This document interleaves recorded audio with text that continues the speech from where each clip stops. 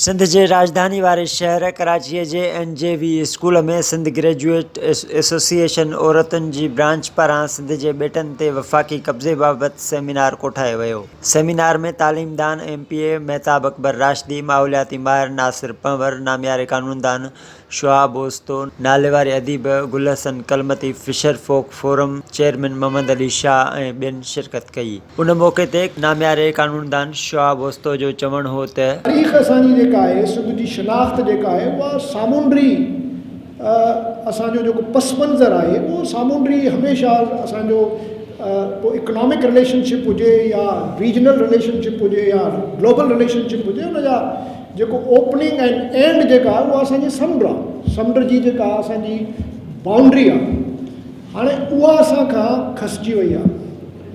मां कोर्ट में भी इहो ई चयुमि, हाई कोर्ट में, त असां we have become now a little Vienna, a landlocked country, we have no ocean, we have no sea now. असां खां हिकिड़े सदारती हुकुमनामे जे ज़रिए समुंड खसे वियो आहे।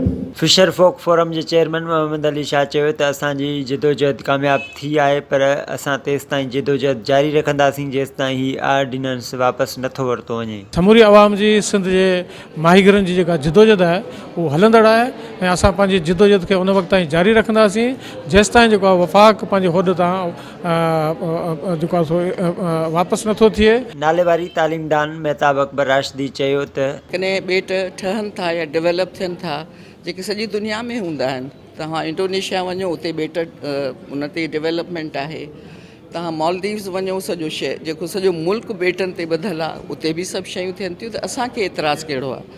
जेकॾहिं असांजो एतिराज़ु जाइज़ आहिनि त हुकूमत खे मञणु खपे। उन मौक़े ते माहौलियाती माहिर नासिर पंवर चयो त हिननि ॿेटनि जी माहौलियाती लिहाज़ खां तमामु घणी अहमियत आहे। हिननि ॿेटनि ते शहर अॾे नथा सघजनि। जेके ॿेट आहिनि इहे जेके सिंधु दरिया जे लट सां इहे डेवलप थिया आहिनि ऐं इन खां अलावा जेके लाइवलीहुड जे हवाले सां जेके मक़ामी मुहाणा आहिनि, फिशरमैन आहिनि, उन्हनि जा जेके गुज़र सफ़र जो जेको आहे उन्हनि जा लंघ आहिनि, रस्ता आहिनि।